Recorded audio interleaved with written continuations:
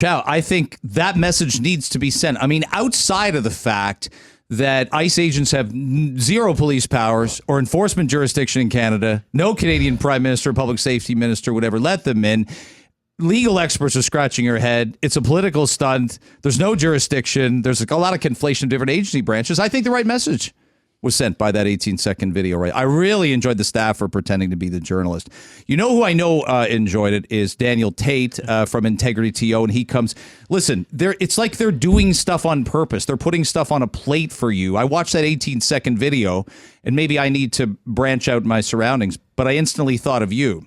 I hadn't gone to bed yet, but I instantly thought of you, and I'm like, what does Daniel Tate think of the 18-second I stay out of Toronto warning? Because that was a real threat, right? I could only handle about 3 seconds before I swiped to the next video. I couldn't do the whole thing. Look, this is theater. This is performative theater. We all know ICE doesn't have any jurisdiction here. They didn't announce that they're going to be here. So why is our mayor wasting precious time and resources putting out a video saying no ICE in Toronto? It's chest thumping, and it's a total waste of time. All right, I want to reset who you are. You're in a lot, that's true. You run Integrity TO. Your name is Daniel Tate. Tell me, correct? Because people will say to me all the time, I hear that Tate guy and sometimes with Ben Mulrooney, I've heard him on with you. What got you so energized to be where you are right now? What's made you so angry about Toronto? What could fix it? Seeing the decline of the city that I know and love, that birthed me, that raised me. This is not the Toronto I recognize. This is not the Toronto I grew up in, and it bothers me and it upsets me, and it does so many other citizens as well, and that's why I decided to get more involved. Lisa Raitt, you're learning about Daniel Tate. Lisa. I just signed up for your newsletter on integrity.ca. It's a great newsletter. integrityto.ca. So you say. You've got me there. I'm not volunteering. I got a day job. Okay. But I'm here to I'll listen. take the sub. Absolutely. Yeah. What about what happened this week? And obviously, I played the clip about Chris Moyes coming in 2024. I had him on the day after I had you on, and he called you two things. He called you a racist, and he suggested you were in some element. I don't know if he called you a white supremacist, but he mentioned white supremacy. So how's that work itself out? So if I'm doing an accounting on this, so he is now called a concerned constituent with no basis the following slurs: a racist, a white supremacist, and a white nationalist. My elected politician who works for me, my taxpayer dollars pay for his salary, and this is what I have to be subjected to in a public forum, forcing me to go on the airwaves and defend my name. It's a terrible thing to call somebody, and I mentioned that to him, and he said, "Well, it's my opinion, so that's valid." And I'm like, "No, that's not valid. You don't. That's not a clear understanding of the legal system evidence, of what slander is." No. Right. Thank you. Now, two things happened this week, so I want to get to. One is that the Integrity Commissioner put out a report and found he engaged with you in a derogatory manner, that he violated the city's code of conduct as a councillor. But the report recommended that council not issue a penalty against him, and 23 councillors out of 25 voted to say, we accept the Integrity Commissioner's report and we agree there should be no penalty. I haven't been able to hear you react. No, they didn't endorse the report.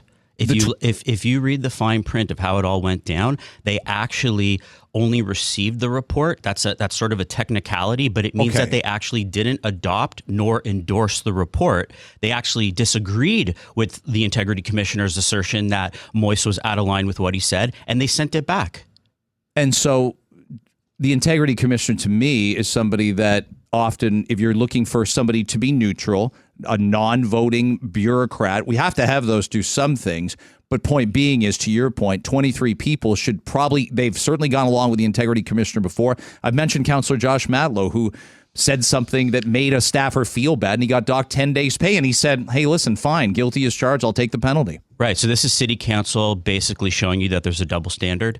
This is City Council showing you that this is sort of a frat club where they all collude together. Look, it was 23-0, and a couple councillors were conveniently not in the chamber at the bathroom when the vote happened. What does that tell you? That sends the message, right? There's a double standard. They're all colluding on these votes, and it sends a chilling message to other concerned citizens who might want to participate in democracy, but maybe they won't because they don't want to take the risk of their name being slandered. Real quick to step in before Lisa does. Brad Bradford was one of those councillors that abstained from the vote, wasn't there. He's running for mayor. You'd like the mayor not to be Olivia Chow. He looks like the best option to beat her. What was your reaction to that?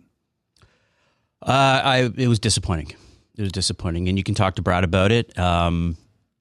I've had to hold in a number one often, many times during exams and other important things. To have to do your number one at that moment in time definitely is a bit of a head scratcher. Yeah. So what I'm really intrigued with is how you're so vocal about recognizing what the ordinary Torontonian recognizes, which is the city's in decay. I mean, it's declining. The crime, although they're saying that the stats are indicating it's not as bad. Like, how do you square the circle when a federal person says, "Oh no, the statistics show that it's getting better in Toronto"? What's your experience? Well, didn't Orwell in 1984 say, "Believe the authority, don't believe your eyes"? Yeah. That's basically what they're saying. Oh, Yeah. Don't worry. The stats say everything is safe and clean and great. But when you go outside and you see people holding knives, people smoking crack, fentanyl, meth, et cetera, dismiss that. Yeah. That's essentially the message we're getting from Olivia Chow and her band at City Council, and it's not going to wash. Yeah. And what's really surprising to me is the number of community associations that have sprung up in neighborhoods where they're hiring private security to patrol their place between 12 at night and 7 in the morning. Can you believe that? That just goes to show the sad state of affairs that we're in. What are we turning into, like South Africa now? They have that in South Africa. It's a very stratified city, Johannesburg, Cape Town. There's private security everywhere. There's gated communities everywhere. And that's because crime and government corruption is so out of control. Is that the direction we're going in? That's what I fear. I mean, that's exactly what's happening on the ground when you talk to people, that they feel that they have to go out because their cars are being stolen, their houses are being broken into, guns are being held at the heads of their kids and themselves, and it's not getting reported. It's not getting out there that there is a dire strait. Our police budget is $1.7 billion a year. A year. Like you would think, $1.7 billion, that's a lot of cash. With that kind of budget, we should be the safest city in the world. And once upon a time, we were. What happened? Yeah. How much of this, though, do you look at and go, I want a city council or a mayor? I'd ask both of you guys this, and I'll start with you, Daniel. The federal government controls so many of the levers that impact crime and punishment. The open drug use you're talking about, the city could actually, yes, have its police officers arrest people for doing exactly what you say, smoking hard drugs on the TTC, smoking it on a bench, smoking it outside a library, in a library. But the federal government pulls a lot of levers. Do you just also want a council and a mayor and a municipal government that's a lot more vocal about what the federal government's not doing? Because the municipal government can't turn all this around. Well, here's another thing that concerns me, and I've been watching City Council in depth for like the last 3-4 years, and they're very big on passing the buck. Oh, it's not our file. We're not that order of government. Go talk to your MPP or your MP. We don't want pass the buckism. I just coined that right now. We don't want that. We want a city council and a mayor who's going to go to bat for us, advocate and lobby for the city hard with the province and the feds, and we don't see that happening. Lisa, you talked about the clashes you had with David Miller when he was mayor. We know that things were often contentious between Kathleen Wynne and Rob Ford. I look at scenarios and I go, there's ball games you got to play as a municipal leader with the other levels of government. But where's that line where you speak up and go, our city's getting crushed here. We're changing and not for the better. I need your help. I need a lot more help than we're getting right now. The penny drops for good politicians when they realize that there may be 3 orders of government, but there's one voter, and they really don't care whether or not you're in charge of taking out the trash or you're the one that regulates whether or not they take out the trash. They don't care about that. They want a result for the problem that they're feeling right now. I bring up crime a lot because that's kind of what my bent is as a conservative. I'm a big law and order person. And I'm just glad that you're here talking about this stuff because I think there's a tendency for this council to try to throw a blanket over all of these complaints that are actually happening out there. And you need someone like you, Dan, coming out and saying, no. This is actually what's going on. And how do you hold them accountable, though? Like, what's the best way for an average citizen listening right now to make sure that their counselor understands their point of view? To show up, to go to the committee meetings, give those deputations that we're allowed. That's our democratic right. Show up at city council, be engaged. Yeah. Create awareness. It's a pivotal year this year. We have a big election, so the more active and aware the electorate can be, the better we'll all be for it. Have you settled on whether you're going to run in a ward or not yet?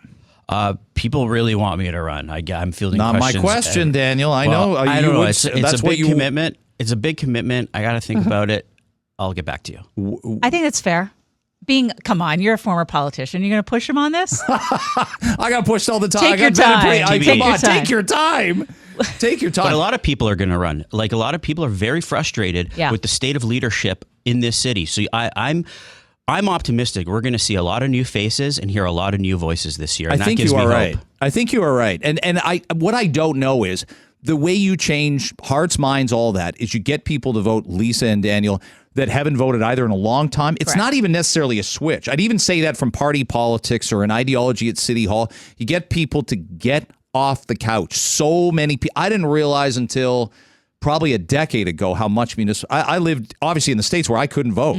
And so I was not paying a lot of attention to, I knew what municipal politicians did, but it wasn't like I was kind of rooting for this candidate or that candidate or whatever. It matters so much to people's bottom lines, and all these kitchen table issues we talk about, almost all of them are municipal at the end of the day, or at least influencing and putting the foot down on the other levels of government and go, you got to help us here. Yeah, municipal is like what you feel the most. You know, and you walk outside your door and you got to take the bus, or you got to go to the park, or you're walking on the sidewalks, or you're driving.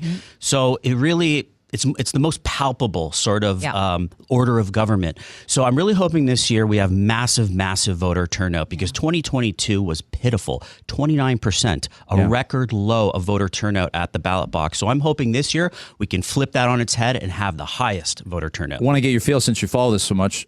Council voted. I was surprised. And the number as well. It's like seeing a blowout sporting event. 19-7 last night. They voted for the elimination of flying flags of foreign nations. Is that a good sign? It's a good sign, but it's not enough. We No, should eliminate. I was asking about that one issue. Yeah, it's a good start, but we should eliminate all flags that are not the city of Toronto, the province of Ontario, and the country of Canada.